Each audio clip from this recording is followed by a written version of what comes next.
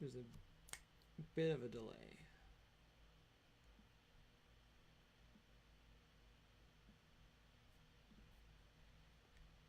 To anyone logging in right now, I'm just testing out some OBS software. It's an open broadcast software. Hey, Melissa. Yeah, open broadcast software. This is the stuff we're using for the Twitch channel. Just seeing how well it works streaming to Facebook. So just thought I'd hop online for a second here. Actually, I was supposed to have a meeting at 8:30. That got pushed back a little bit, so I was like, I carved out an hour to kind of do whatever. So I figured maybe hop online. Hey Trish, we owe you an email. We owe you an email very soon.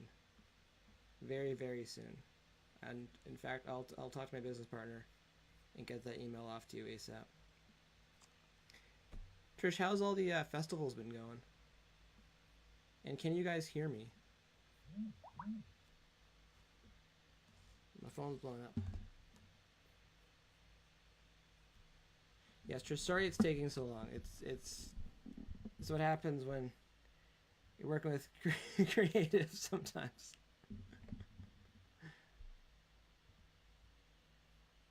Hello, Miss Party.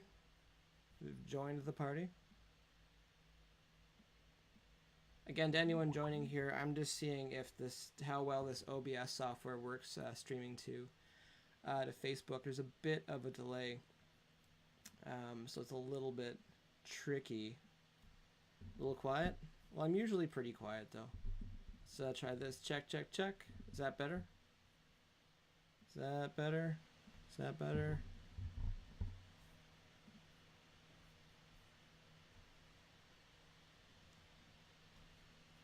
Yes, I have been working out just a little bit.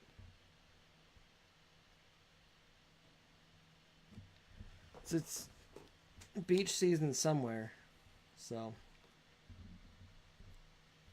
is that better? Because I actually have a microphone now too, and this is the other webcam that I have.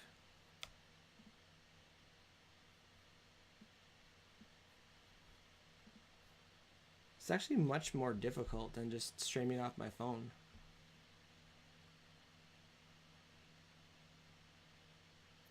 Actually, I think I just gave it away. This isn't actually my real body, because I don't have 4 arms.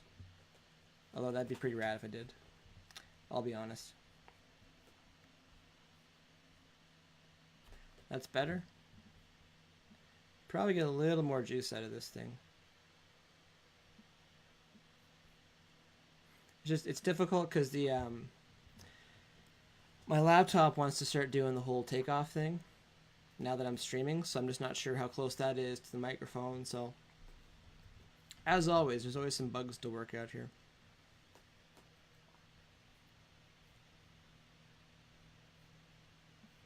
Kim's here. Kim, ask me some music questions. Kim and I get into it online sometimes about how we feel about certain industry things. So we'll do something productive. So I'm sure everyone's just going to sit here looking at my face against this gray background.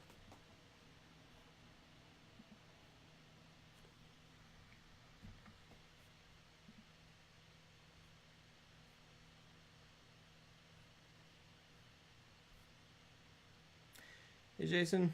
Hey Liz. Notice anything?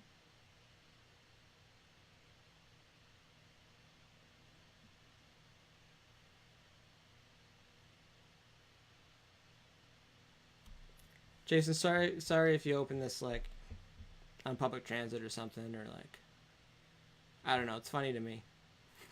So anyways, so the people who are just joining us, I'm just testing out some OBS software, which open broadcast software. It's the software we actually use for the Twitch streaming channel. There's some other things I'd like to try doing with the setup here with the studio. So I have a couple minutes, so I was thinking I should just plug things in and see how it works, how well it works. And aside from everyone thinking that I'm just too quiet, and oh, 1 second. I have all my alarms set for HQ, so I can get my extra lives. Because that's part of how you win. Just extra lives. So I just gotta log in, and then I'm good. Anybody else play HQ?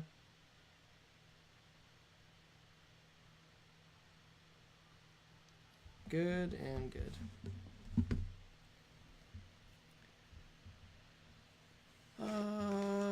What's happening this Thursday? What is this Thursday? Now I feel like I'm forgetting something this Thursday. This Thursday is factor deadline.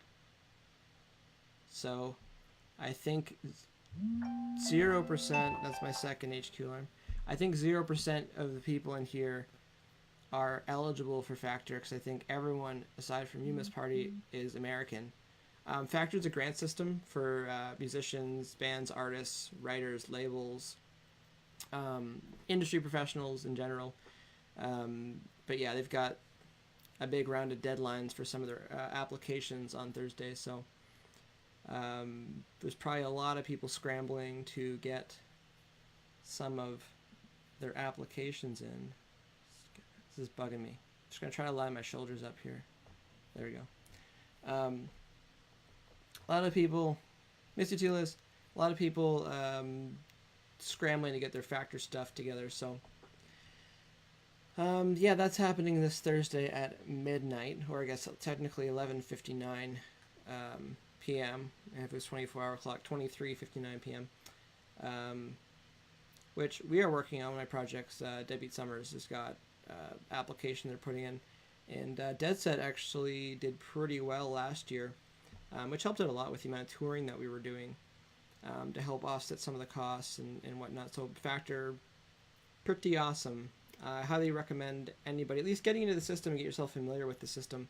So I find a lot of bands and artists, they get involved way too late, and they realize how much work kind of goes into it, and they kind of quit before they even start. But I'm rambling a little bit, but highly recommend people, well, bands and artists, like getting a grant writer to help them out with the process. So it's someone who's kind of done it before, because they know what the jurors really want to see. So yeah, anyone watching this replay. So I might just post it again anyways.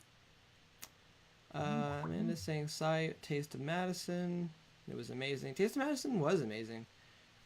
Full headline set. Yeah, no, that would be fun too, but I'll be honest, I love playing 30-minute sets, because like it does go by really quick, but you're able to give quite a bit of energy to what's going on, and because like you really just have to like get in and get out. So when you're, especially with the crowd being the way that it is, the weather being the way that it was, and the stage set up, and it sounds awesome. It sounds awesome at front. It's a lot of fun. So as far as a full headline set, we will see. Doing our best to figure out what's happening after the Fozzy tour, because we're going to end up, I think, in Calgary on December 4th. So we have two options. We can drive back through Canada, where we just played a bunch of places, or we can drive down through the States, visas permitting, and pick up some shows, or maybe hop on a tour, or just see what's going on. So we are figuring out our options right now, and if we can come back through Madison and maybe go to the arcade, that would be pretty fun too. But if we can stop by there and visit our friends at JJO, visit our friend Oz, that would be excellent. So, and maybe play a show, that'd be good too. Or maybe we'll do an acoustic thing at Geeks Mania, that'd be good too. So we'll see how that all plays out. But yeah, we'll try to get back as soon as we can. Jackie, how's it going? What are you laughing at? Hour and a half set in Peoria. When was that? You gotta admit, like last year was like when we were asked to play for like an hour and a half, because when you only got one record, it's pretty tough to figure out what you're supposed to do for that amount of time. So, but anyways,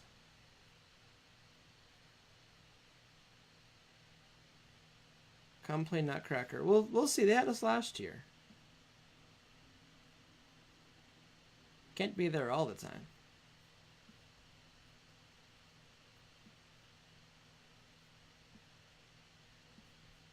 I have to keep scrolling to read these. Factor. So hopefully I answered the question, what's Thursday? Again, just to recap for anybody that's Canadian here that's in the music industry, be it artist, band, or otherwise. Awesome grant program that Canada has to help out artists, because being in the music industry is not easy, and it's, yeah, it can be pretty tough financially. So Kim saying Ticketmaster, crappage. What's your take on the investigation? I think, well, Kim's referring to Ticketmaster. I think they kind of got caught with their pants down / red-handed / cookie jar thing. It sounded like they're in cahoots with some of the scalpers, and you know what? It doesn't really surprise me, because it's in the best interest of the artists to make it appear as if there's more demand for tickets than there actually is, if that makes sense. The idea that if there's a shortage of something, there's a shortage of tickets, and people actually want to go, then it artificially inflates the demand because the supply is low. So what something might be a $70 ticket is now a $110 ticket, because it looks like the demand is a lot higher than it actually is. So not saying that if I was Ticketmaster that'd be something that I would be doing, but I see how someone can write that on the whiteboard in the office and go, you know what, if we do this, we can crank prices up a bit more, we can get our service fees up a bit higher, and that makes the people who actually get us paid, which is the artists, that's their commodity. The artists, the sports teams, any of those performances they're selling tickets for, that's their commodity, that's who they're selling. So the more dollars they can get for that, the more money their business is actually going to make. So again, it does not surprise me that they've got some explaining to do. Do I think it's a good thing what they were doing? No, I still think there's a balance between how much people should be paying for things and how much people are willing to pay, and there's definitely a handful of tours, which I will not name names, that may be postponing shows or maybe canceling shows, and it really gets down to poor ticket sales. Because yeah, I think there's a number of tours which they're really overpriced. People do want to go, but they're not going to pay the amount of money that the Ticketmaster side of things are trying to get people to pay. So all that being said, like I'm looking forward to when not to really get into it because it's another topic, but the whole idea of like the paperless tickets and stuff like that, and you know, possibly getting into it more, but the idea when these things are actually on blockchain systems where you know exactly who has it, where these tickets came out, and the idea where there's only going to be so many like hard copy tickets set around. Yes, some people still want hard copy tickets to have those mementos. You can still get those printed, but the idea that when you actually pay for a ticket, it is yours. You'll have a key for it and everything, and then that's going to keep the scalpers out of it. So when you think about it, it's kind of the same thing with the labels and how they could have solved the problem with downloads a long time ago. They chose not to because there was too much money to be made. But the idea that this is a step forward, sometimes things have to get worse before they can get better. So the idea that with these high-priced tickets, they'll actually have better metrics on who's actually buying these tickets. So what's an alternative online ticket site you would recommend indie bands to use if applicable? I know a lot of people use Ticketfly.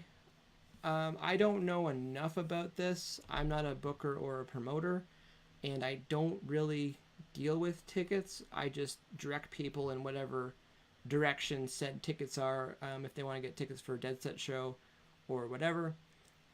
I still think the service fees are way too high for any of those platforms, but it's kind of pick your poison. You know, the Ticketfly I think is like the easiest for a lot of, you know, I don't want to say smaller shows. I don't think that's fair, but just like non-Ticketmaster shows.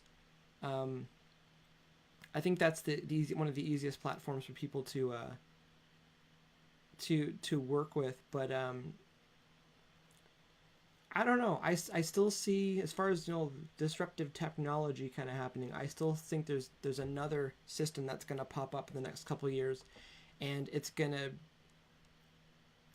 devastate / eviscerate the money that's being made, because it really is a very simple system that has to happen to get people to actually have their tickets, you know, paid for, and for the money to move around. You don't need to pay you know, $21 worth of service charges on buying a ticket for a big name concert or a sporting event or something like that.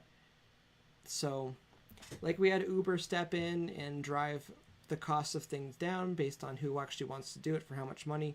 I think whatever system comes, and again, going back to the original perspective on things, I think it made sense for Ticketmaster to drive prices up, because that also drove up, well, to drive the demand up artificially through scalpers, taking a good chunk of the tickets, because their money comes off the service fees, which is a percentage. So the idea, if someone shows up and goes, I don't even care about making that much money, you're just asking way too much. So if Ticketmaster is taking 15-20%, I'm just pulling numbers out of the air right now, someone's going to show up and take 3% and be happy with it, and line their coffers. So, Julia, why are you laughing?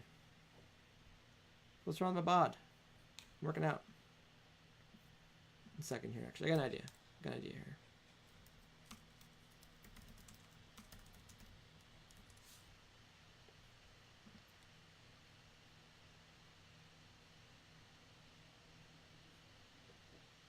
I'm just trying something.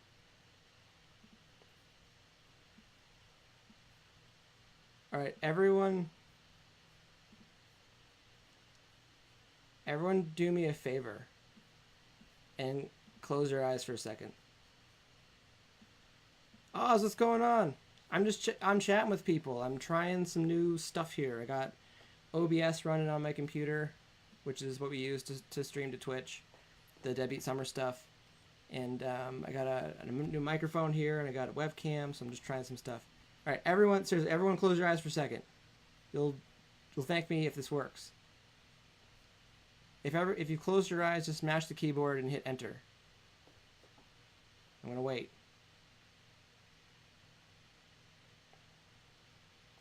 I'm waiting.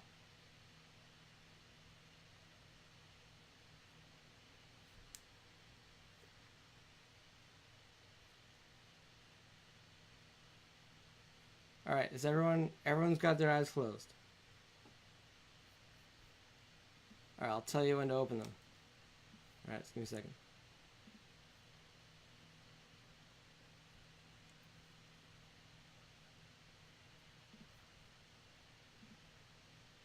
All right.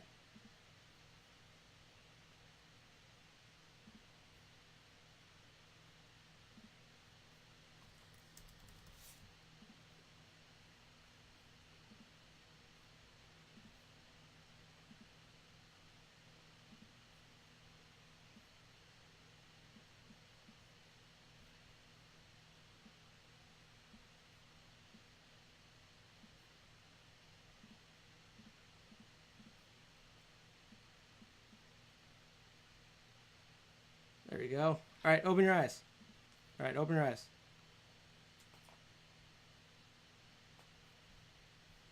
Huh? How about that? How about that? Look at that. Hockey's starting. We got Matthews there. I got Nylander. I don't know who the other guy is, but I'm sure he's pretty good too. Scott knows what's going on. What was I talking about? Oh yeah, Ticketmaster. Yeah, to wrap that up again, does not surprise me what was discovered, but yeah, I still think there's another company out there that's just gonna obliterate um, what's going on in the whole ticket market. So Scott wishes it was Rangers. I'm surprised you're a Rangers fan. Not that I'm trying to think of who you're closer to. Because, like, you're kind of near the Wild, and I guess you're kind of near Chicago.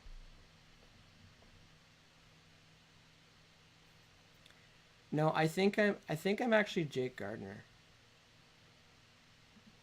Yeah.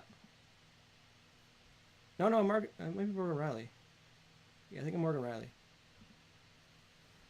Regardless, I'm right now in Langford. I'm number 14 on the Leafs. Just drafted me, so I knew it was up. Bit of bit of a late bloomer in the NHL, but that's okay. Hit my growth spurt a bit late. You know, they saw what was going on under the jersey, so you know we gotta sign that kid. Need him on the squad. All right, I guess Kim's done asking me questions here because she's. Oh no, she's just cooking with her eyes closed. That's good cooking. I will say I am a Blackhawks fan as well. Yeah, Taves and Kane. Like I grew up. I was a Pittsburgh fan growing up. Like in my family, either you were Leafs or Montreal, but yeah, like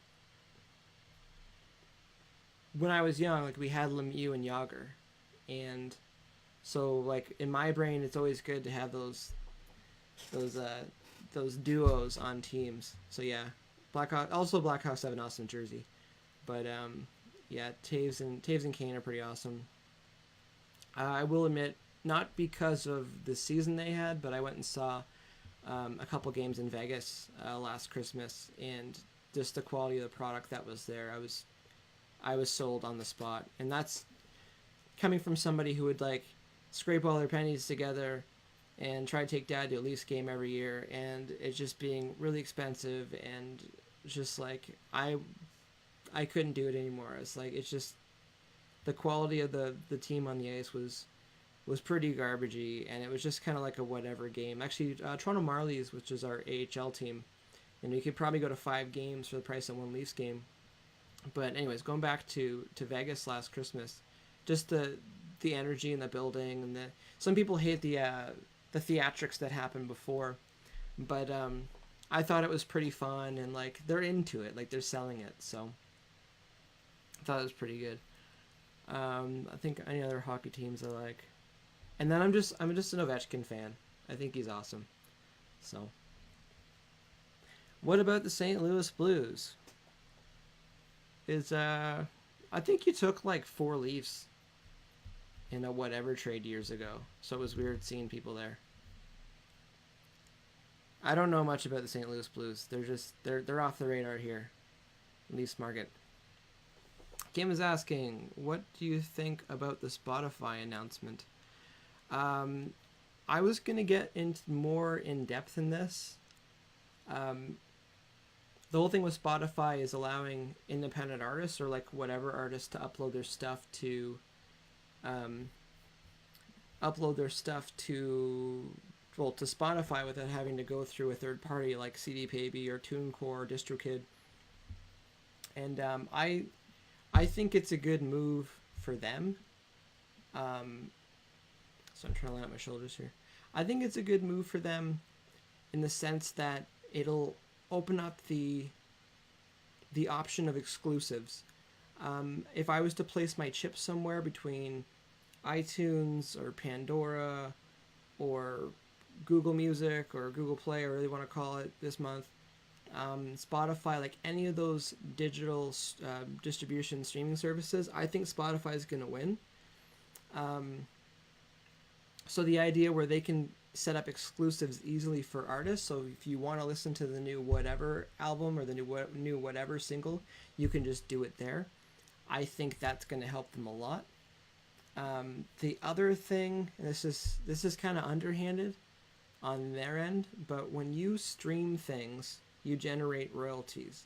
And a lot of people, I'm going to sidetrack here, a lot of people freak out about how low they think royalties are, but if you do the math, you can't get paid 10 cents per spin.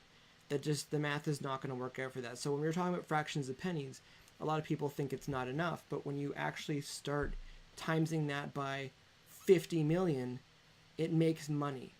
And the idea that in the near future you're going to have I'm losing viewers here right now. I'm gonna, in a second.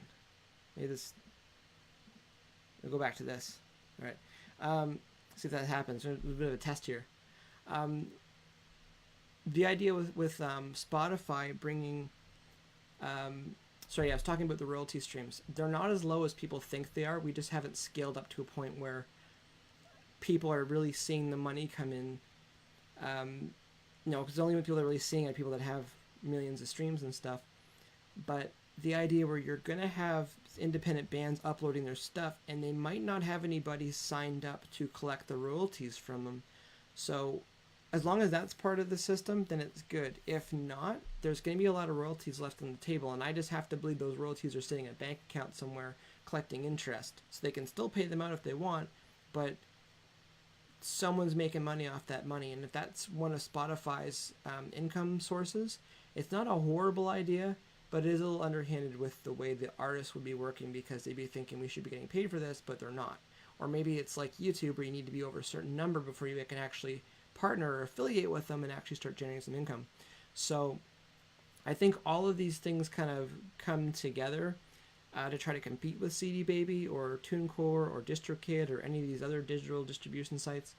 But at the end of the day, I think they're going to win, and I think this opens the door up mainly for exclusives. And when you look at how Netflix ran their stuff, that's part of it. You got Netflix because they've got some of the best shows. Yeah, HBO's got some great stuff too, but if you can become the Netflix of music, dare I say, that's going to be in your best interest. Look at their business model. So,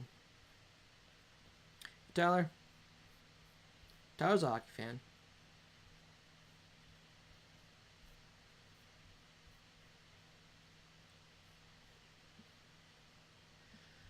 Well, this appears to be working.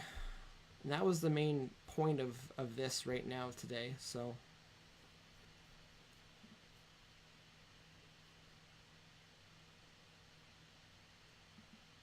I'll go back to hockey just because I can. It's going to be Matthews. Any other questions? Kim's knocking it out of the park right now with questions.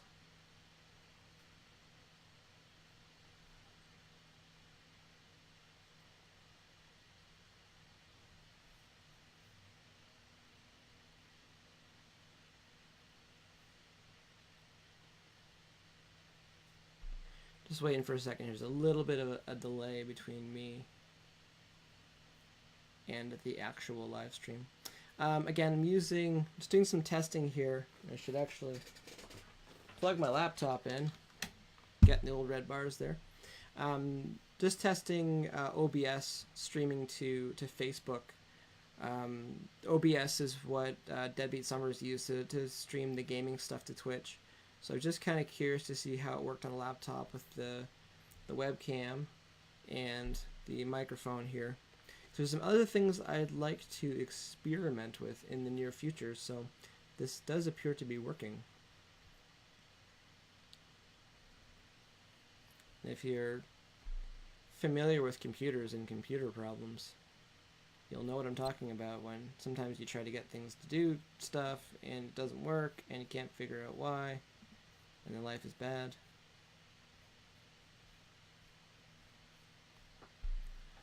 Alright, well, I'm approaching a half an hour mark. Any other questions? I love answering the music questions. I need to get more bands and artists and stuff in here.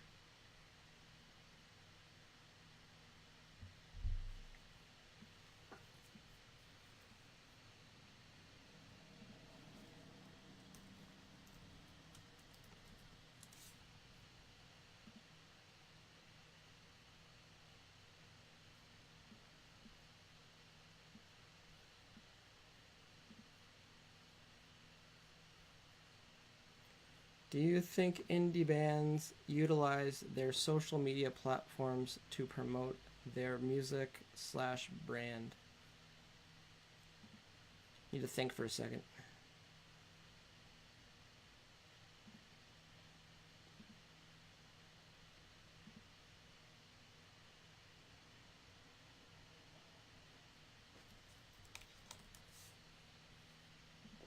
Still thinking.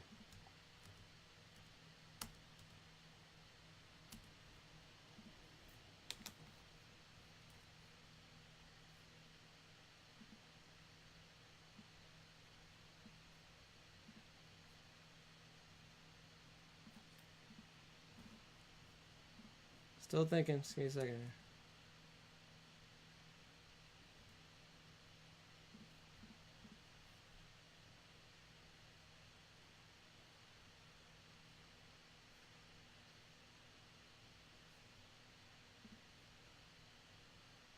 Oh, there we go.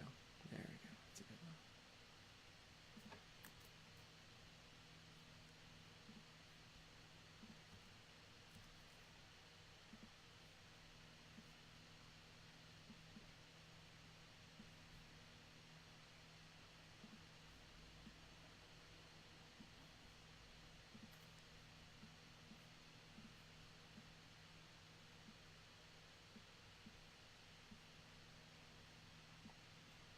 Which one's better? I think that one's better.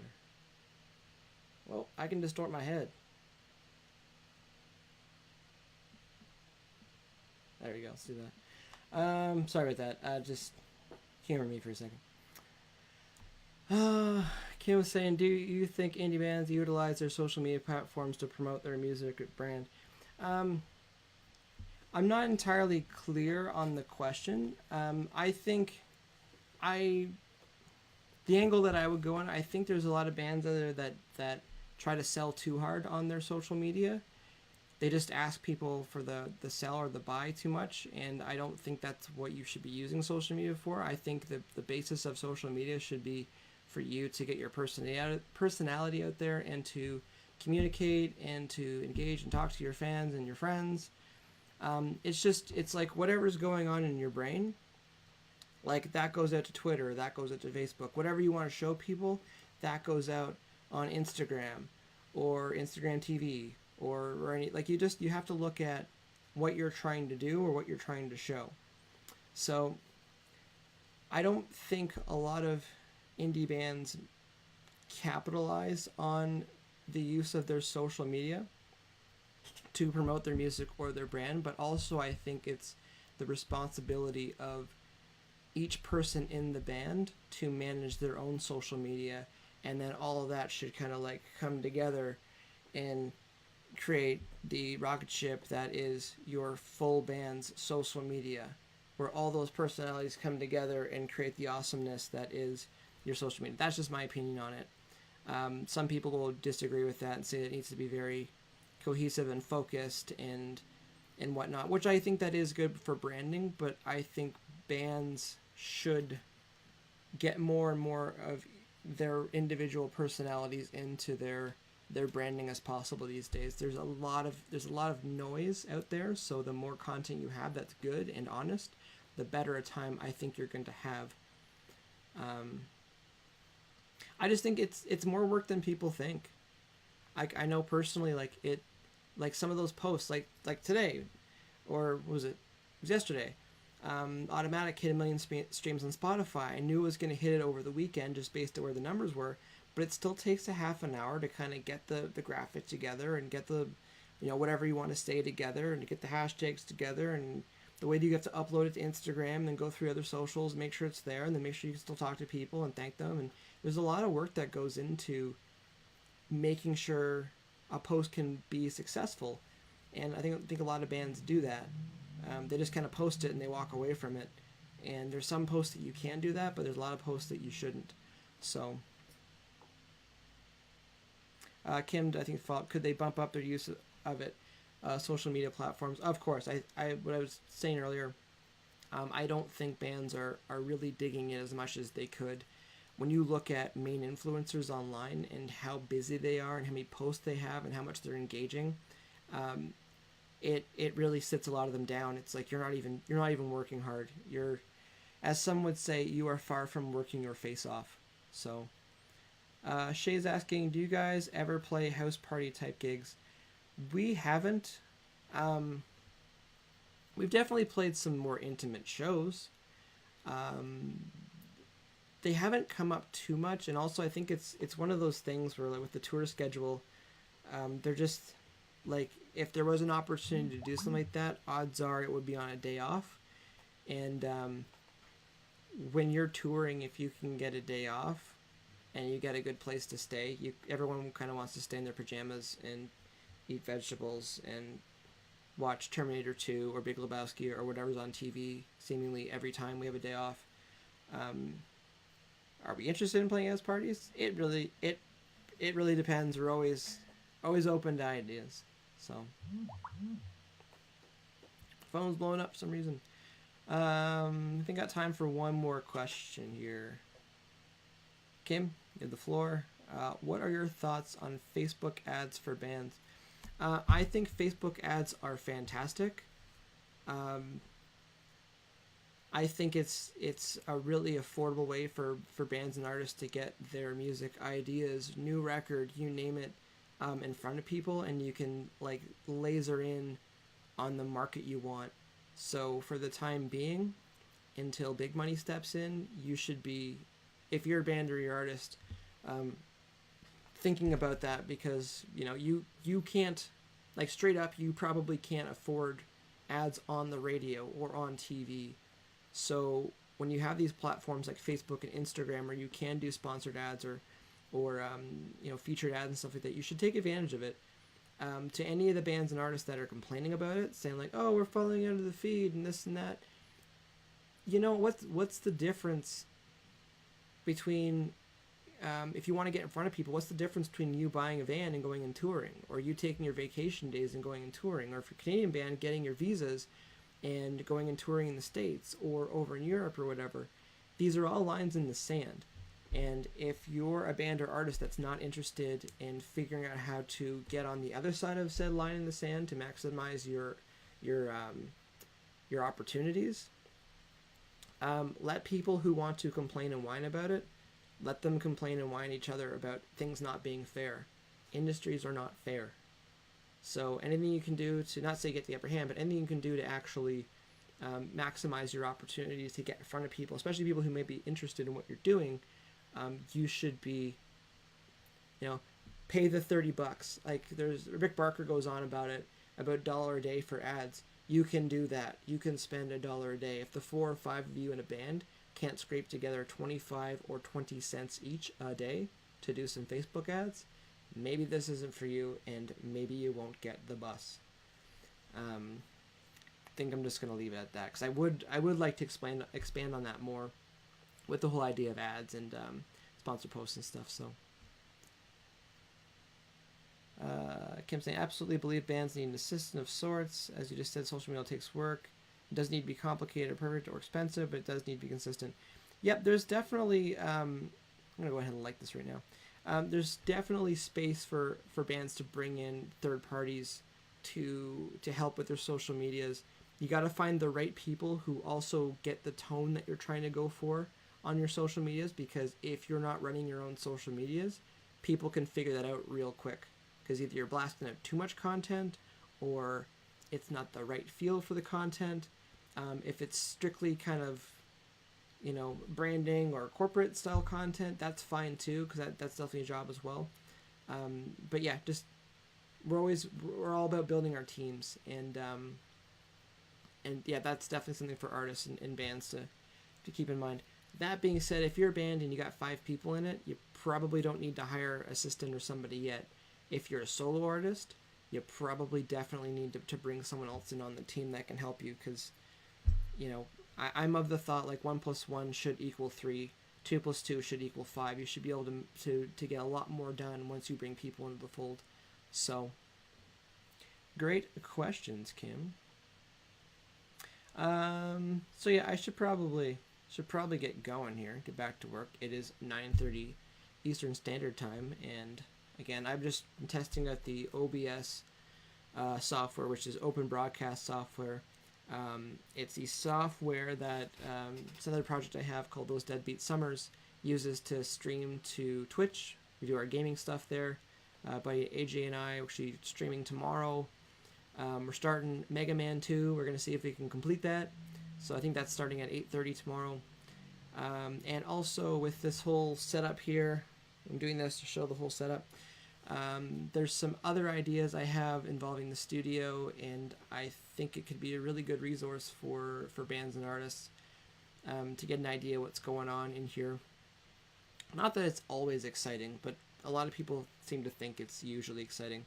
So this does appear to be working. So stay tuned for that. I would love to, as much as some people would hate me for it, I'd like to get another thing going. Always got irons in the fire. Always got ideas. I want to see if they can make them happen. So, anyways, hope everyone's having a good evening. This fine Tuesday, September 25th, and thanks for humoring me with these background changes. And yeah, hopefully I'll hop on again another time this week and maybe take one of those topics that Miss Party brought up and maybe expand a bit more and click my thoughts a bit more on them. But sounds good. I got one more comment here. Kim saying, thanks for answering the questions. Liz is saying, nice hearing from you. Nice hearing from everybody as well. See, my numbers are dropping here. I think that's my cue. All right. See you guys later.